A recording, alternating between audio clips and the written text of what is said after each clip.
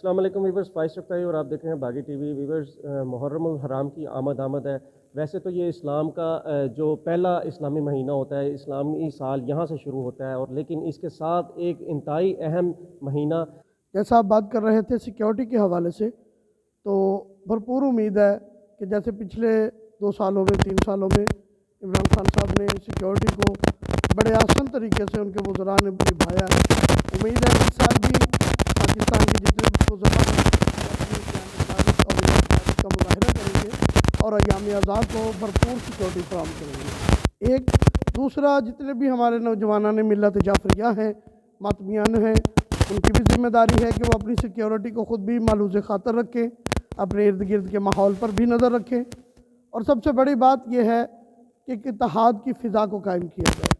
کربلا فرقہ واریت کا نام نہیں، کربلا قتل کرنے کا نام نہیں، کربلا قتل ہو جانے کا نام ہے۔ کربلا انسانیت کا درس ہے۔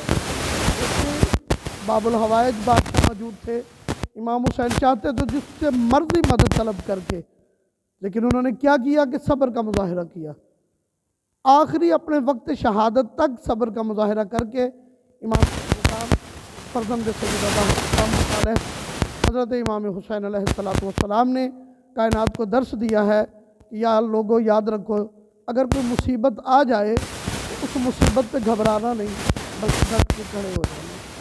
تو بڑا اچھا کسی شاعر کا جملہ ہے، اس نے کہا کہ جب کبھی ضمیر کے سودے کی بات ہو تو ڈٹ جاؤ حسین کے انکار کی طرح۔ تو دوستو، اپنے ارد گرد کے ماحول پر نظر رکھیں، اپنی اتحاد کی فضا کو قائم رکھیں۔ حسین صرف شیعوں کے نہیں، حسین اہل حدیث سنیوں کے نہیں، حسین جہاں جہاں انسانیت ہے وہاں وہاں پر حسینیت ہے۔ انسانیت کے پیشوا کا نام حسین۔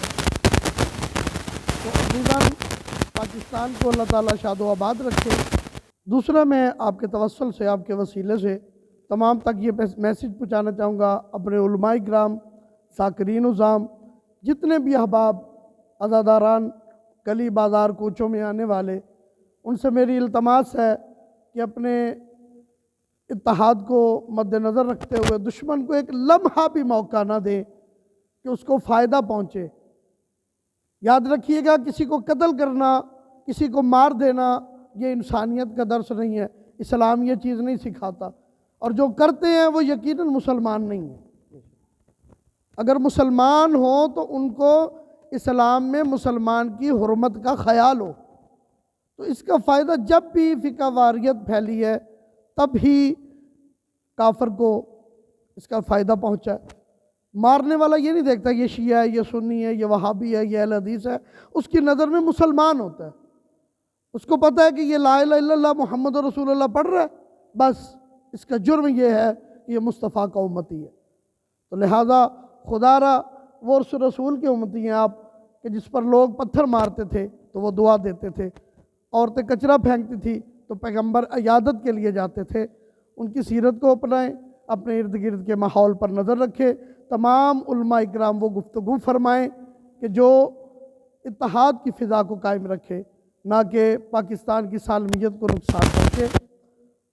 میں آپ کے توسل سے ایک اور بات وضاحت کر دینا چاہتا ہوں کہ پاکستان میں ایک شدید خطرناک قسم کی چوتھی لہر جو بھارت سے پاکستان میں داخل ہو چکی ہے، اس سے بچنا بھی ہے۔ حسینیت کی تبلیغ بھی جاری رکھنی ہے، عزاداری بھی جاری رکھنی ہے، لیکن SOPs کا بھی خیال رکھنا ہے۔ مجلس میں جب بھی آئیں، سینیٹائزر، ماسک، جو چیزیں آپ تحفظ میں استعمال کر سکتے ہیں ان کو اپنے یوز میں لائیں، استعمال میں لائیں، اور عزاداری مظلوم کربلا میں شامل ہو۔ لیکن یہاں پر یہ بہت بڑا ایک گھر ہے، یہ وہ دروازہ ہے کہ جہاں سے ملائکہ کو بھی شفا ملی ہے۔ تو میں یہاں پر رک کے ایک بات کہنا چاہوں گا کہ ان کے ذکر میں بیماری کی وبا ڈھونڈتے ہو، ان کے ذکر میں بیماری کی وبا ڈھونڈتے ہو جن کے جھولوں سے فرشتوں نے شفا پائی ہے۔ اور اسی طرح ایک اور میسیج آپ کے وسیلے سے اپنی بہنوں تک، جتنی بھی کنیزان جناب فاطمہ زہرا سلام اللہ علیہ، جتنی بھی عزاداران چادر زینب سلام اللہ علیہ کی عزادار ہیں، تمام اپنی ماؤں بہنوں سے یہ التماس کروں گا کہ جب گھر سے نکلیں تو اپنی چادر کا بھرپور خیال رکھیں، اپنی حرمت، اپنے پردے کا بھرپور خیال رکھیں، بازار میں اس طرح سے باپردہ ہو کر نکلیں کہ اگر کوئی غیر مسلم دیکھے تو وہ حیران ہو جائے کہ یہ فاطمہ کی کنیزیں جا رہی ہیں، یہ زینب کی کنیزیں جا رہی ہیں۔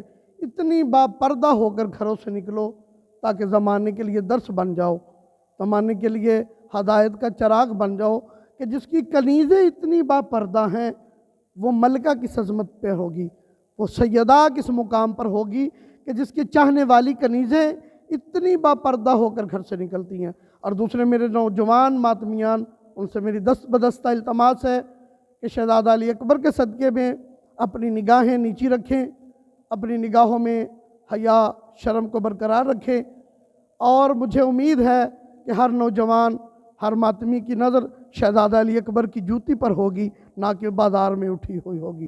اور دوسری بات یہ ہے کہ جتنی بھی خواتین ہیں وہ خواتین کے مابین، ان کے درمیان حالات پہ نظر رکھیں، اپنے ارد گرد کے ماحول پر وہ بھی نظر رکھیں اور اتحاد کو وہ بھی فروغ دیں۔ اگر بازار میں آپ کی وجہ سے کسی کو تکلیف ہوتی ہے تو اس سے ایکسکیوز کریں، معذرت کریں، نہ کہ لڑائی جھگڑا کریں۔ بالکل اتحاد کو قائم رکھنا ہے، اپنے ارد گرد کے ماحول پر مستورات نے بھی نظر رکھنی ہے، اپنے پاکستانی ہونے کا ثبوت دینا ہے، کیونکہ یہ پاکستان ہم نے بنایا تھا اور اس کی سالمیت، اس کی حرمت ہمیں ہر چیز سے عزیز ہے، ہمیں ہر چیز سے پیاری ہے۔ پاکستان بنانے والے کا نام محمد علی جناح تھا اور جو مددگار تھی ان کا نام فاطمہ تھا۔ تو جب محمد علی فاطمہ کے بغیر پاکستان نہیں بنتا تو ان کے بغیر اسلام مکمل کیسے ہوگا؟